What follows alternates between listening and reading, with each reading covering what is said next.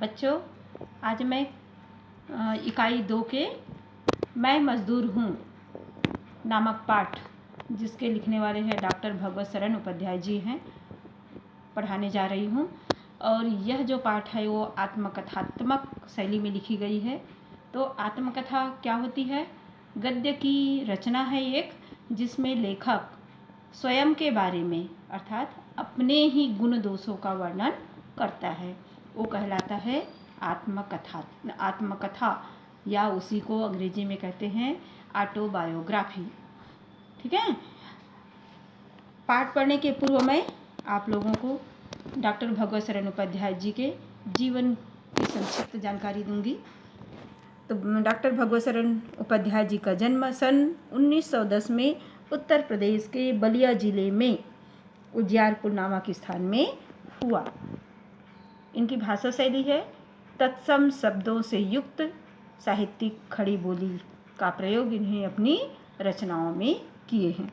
इनके द्वारा लिखी गई प्रमुख रचनाएं विश्व साहित्य की रूपरेखा, साहित्य और कला, कालिदास का भारत, कादम्बरी, ठूठा आम, बुद्ध वैभव, संसार की लहरों पर, इतिहास साक्षी है आदि इनके द्वारा लिखी गई प्रमुख रचनाएं हैं।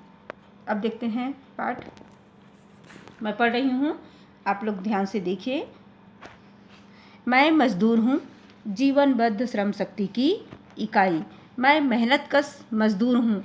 आदमी के बनौलेपन से लेकर आज की शिष्ट सभ्यता तक की सीढ़ियों पर मेरे हथौड़े की चोट है। जमाने ने करवट ली है, पर मैंने कभी जमीन से पीठ नहीं लगाई। सुस्ताने के लिए कभी फावड़े नहीं टिकाए। मेरे बाजू पर जमाना टिका है, घुटनों पर अलकस दम तोड़ती है। मेरे कंधों पर भूमंडल का भार है, उसे उठाने वाले एटलस के साथ। पर मैं वो हूँ कि कभी गर्दन नहीं मोड़ता, कंधे नहीं डालता, उसे कभी बदलता तक नहीं। कंधे डाल दूँ तो गजब हो जाए, दुनिया लड़खड़ा कर गिर पड़े, जमाने का दौर बंद हो जाए। पर मैं कंधे नहीं डालता, ना डालूँगा। मैं निरंतर निर्माण किया है, विध्वंस ना करूँगा। यदि करना हुआ तो पुनर्निर्माण करूँगा, जिसके लिए मुझे थकान नहीं महसूस होती, कभी अलकस नहीं लगती, रोआ रोआ फड़कता रहता है। ठीक है बच्चों, तो सर्वप्रथम हम देखेंगे इसमें आए हुए कठिन शब्दों के शब्दार्थ, जो मैं लिख रखी हूँ। देखिए आप लोग, जीवनबद्ध, पहली लाइन है जीवनबद्ध श्रम शक्ति की इकाई में जीवनबद्ध माने जीवनबद्ध, जीवन से बंधा हुआ। मेहनतकश, मेहनत करने वाला।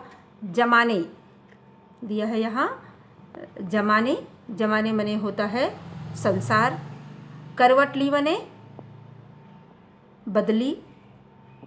जमीन से पीठ लगाई, जमीन से पीठ लगाना मतलब होता है सुस्ताना, या फावड़े नहीं टिकाई मतलब भी होता है सुस्ताना। बाजू, बाजू माने होता है भुजा। अलकस, आलस। कंधों, कंधों सभी जानते हैं कंधा क्या होता है। भूमंडल, भूमंडल माने पृथ्वी। भार माने बोझ। कभी गर्दन नहीं मोड़ना, कभी गर्दन नहीं मोड़ने का मतलब होता है पीछे हटना। ठीक है। कंधे डाल दूं, कंधे डाल दूं माने काम करना बंद कर दूं। कंधे डाल दूं मतलब काम करना बंद कर दूं। गजब, रुक जाए। लड़खड़ाना, बंद हो जाना। निरंतर, सदैव। निर्माण करना माने बनाना।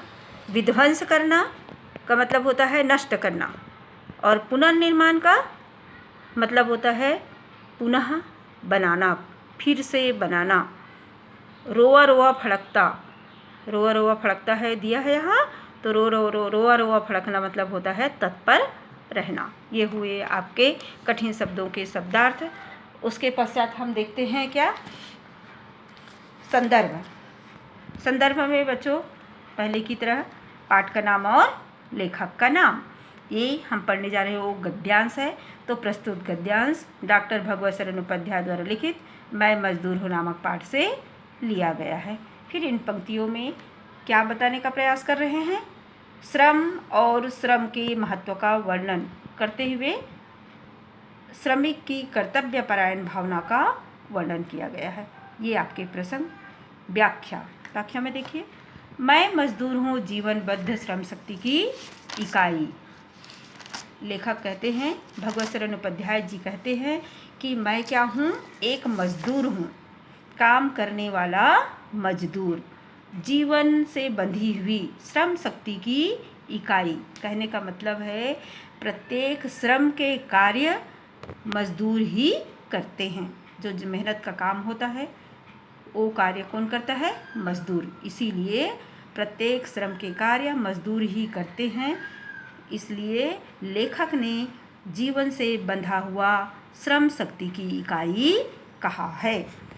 मैं मेहनतकश मजदूर हूँ। आदमी के बनौलेपन से लेकर के आज की शिष्ट सभ्यता तक की सीढ़ियों पर मेरे हथौड़े की चोट है। मतलब है, लेखक कहते हैं मैं मेहनत करने वाला मजदूर हूँ, परिश्रम करने वाला मजदूर हूँ।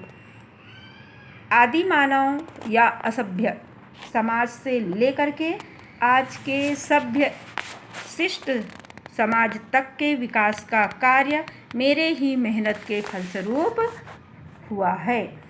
जमाने ने करवट ली, मतलब समय बदला, लेकिन मैंने कभी भी परिश्रम करना बंद नहीं किया, सुस्ताया नहीं, आराम नहीं किया। आगे देखिए, मेरे बाजू पर जमाना टिका है, मतलब मेरी ही भुजाओं पर पूरा संसार टिका हुआ है। मुझे कभी थकान नहीं होती। मेरे ही कंधों पर पृथ्वी के बोझ उठा दिया है। मेरे कंधों पर भूमंडल का भार है, उसे उठाने वाले मेरे ही कंधे पर पूरी पृथ्वी के बोझ उठाने की ताकत है।